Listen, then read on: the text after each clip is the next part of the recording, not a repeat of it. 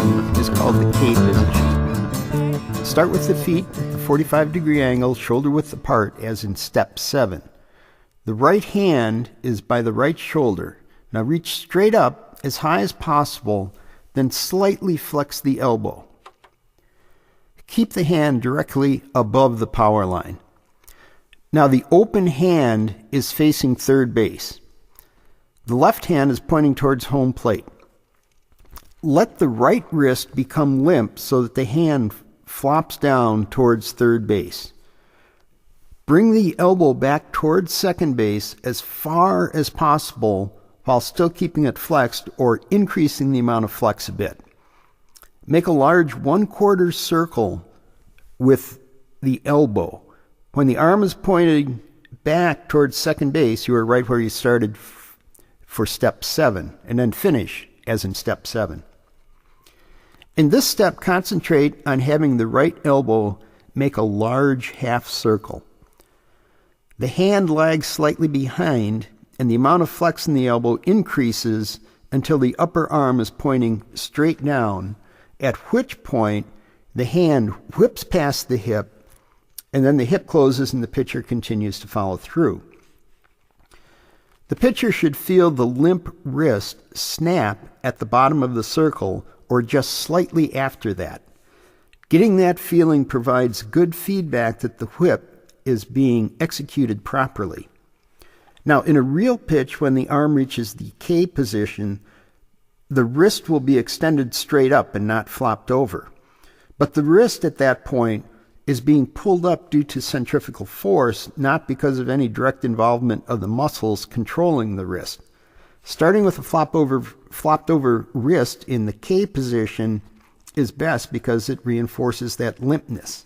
Plus, by the time it gets to the third quarter, or the starting position, point 7, the wrist will have been pulled into its proper position. Similarly, when the wrist snaps right about at release, it is because the forearm is slowing down, not because of any push with the wrist. Now, as an aside, most coaches, myself included, used to have pitchers do a lot of wrist snap drills to work on strengthening the forearm. It was felt that a powerful wrist snap would add to the speed of the pitch. When high-speed, high-quality video became available, it was observed that the wrist actually snaps after the ball is released, and having the limp wrist improved both speed and accuracy. Most of the top college pitchers today probably did a lot of wrist snap drills, but somewhere along the line, they developed a limp wrist delivery. My experience with the young pitchers is that they will have success more quickly by starting with the limp wrist approach. Also to note in this step, as the left hand is falling to the pitcher's leg, it should be pretty close or just a little bit to the left of the power line. If the left hand is drifting farther to the left, that is usually a sign that the hips are closing early or that the shoulders are turning before the hips instead of at the same time. Repeat this step, increasing the speed of the elbow circle and the hand whip.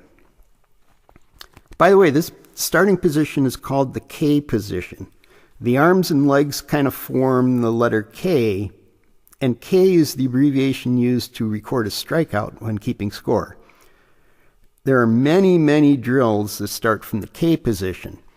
And in fact, what happens from the K position, from the starting point of the K position until the pitcher releases the ball, is the most critical part of the windmill delivery.